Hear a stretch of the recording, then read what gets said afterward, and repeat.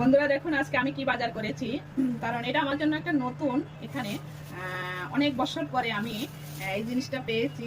এই দেখুন, এটা কি কলা গাছের, এটাকে কি বলে, আইলকা বলি আমরা। আর এখানে কি বলে সেটা আমি জানি না, আমাদের বাঙালিতে কিন্তু আমাদের ভিতরে আইলকা বলে এটাকে মনে হয় সম্ভবত। আর বাকিটা কিন্তু আমি জানি না কাদের ভিতরে কি বলে। কিন্তু এই জিনিসটা আমি অনেক বছর পরে এখানে আসছি পর্যন্ত আর আমি খাইও নি, আমি পাইনি। তো কালকে আমি একটা বাঙালি দোকানটা একটু নতুন দিয়েছে, সেই দোকানে গিয়ে আমি এটা পেয়েছি। 100 টাকা দুটো ইয়ে, হ্যাঁ, কারণ 100 টাকা নিয়েছে দুটো ইয়ে। এটা তো আদা ফেলতে হবে। এটা পেয়ে আমি এতটা খুশি। আমার উদ্দেশ্য হচ্ছে আমি যত টাকাই হোক এটা আমি নিবই, অর্থাৎ আমার যেটা পছন্দ সেটা আমি ছাড়ি না, যত টাকাই হোক সেটা আমি নেওয়ার চেষ্টা করি, কারণ খেয়ে খাবোই এমন। আর বাজার করলাম, এগুলো তো অথবা বলাটা জরুরি না, আমার এটাই বেশি একটা বলাটা জরুরি ছিল। আর এখানে ভেন্ডি আছে, উচ্ছে আছে, আর আছে বেগুন। এই দেখুন বেগুন এনেছি। বেগুনটা বেশি না, আমার হাজব্যান্ড বলে আমার নাকি বেগুন, আমি যেখানে যাই সেখানে খালি বেগুনটাই নাকি চোখে দেখি বেশি, বেগুনটাই নাকি আমি সবসময় কিনি বেশি। আর এখানে এনেছি আম, দেখুন দুটো আম কিনেছি, কত বড় বড়, বিস্ট সেন্ট। আর একটা এনেছি হুড না খরমুজা বলে এখানে, এখানে হুড, আমাদের বাংলাদেশে হুড বলে, এটা এনেছি। আর এটাকে এখন কাটবো, দেখি কিভাবে কাটা যায়, এটা দেখাচ্ছি।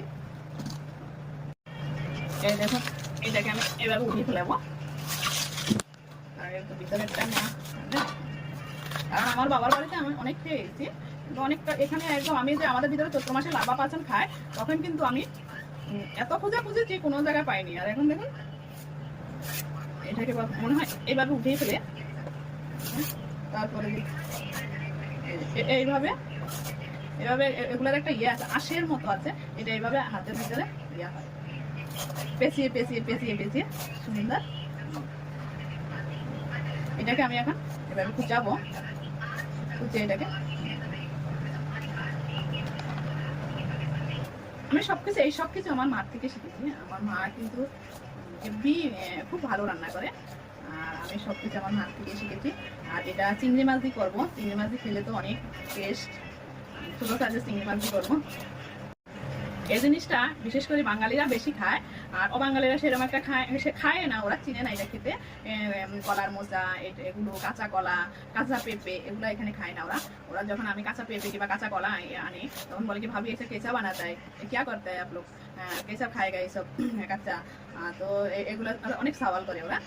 তারপরে আবার দেখা গেছে আমরা যেটা ফেলে দেই, আমাদের দেশে গাছ অনেক কিছু ফেলে দিই, অনেক ফল টল জঙ্গলের, কিন্তু ওরা কিন্তু এগুলো খায়, ওরা এগুলো কিন্তু ভালো খায় কেন। আর আমি আবার অনেক সময় দেখি বলি এগুলা তো আমাদের ওখানে ফেলে দেয়, আর এগুলা এখানে খায়, খুব অনেক দাম দিয়েও খায় ওরা এখানে। তারপরে যে আরেকটা ফল আছে মান্দার গাছের, আমাদের মান্দার গাছের ফলটা, মানে কাটা কাটা গাছটা, সেই গাছের যে ফলটা হয় ওই ফলটাও কিন্তু এখানে ওরা খায়। চলেন, এই যে দেখুন আমি এটাকে এভাবে কেটে নিয়েছি। আর একটু ছোট কাটার দরকার ছিল, পাতলা, কিন্তু আমি ভাবছি সিদ্ধ করবো, এটাকে মানুষ সিদ্ধ করে না। আমি এখন এটাকে কি করব, লবণ দিয়ে, একটু লবণ দিলাম, লবণ দিয়ে এটাকে মেখে অনেকটা একটু খানিকক্ষণ রেখে দিব, একটু নরম হবে। দেখুন এটাকে সিদ্ধ করলে এটা গন্ধটা চলে যাবে, এর জন্য আমি এটাকে সিদ্ধ করব না। এটাকে আমি এভাবে রেখে দিই খানিকটা। এই যে দেখুন আমার কলার আলকা বা মোচার তরকারিটা আমার রেডি, একদম কমপ্লিট হয়ে গেছে। কিন্তু অনেকটা হয়েছে, তাহলে যদি জানতাম আমি ভেবেছি যে অল্প হবে, এখন দেখি অনেকটা হয়ে গেছে, এতগুলো খাওয়াও যাবে না।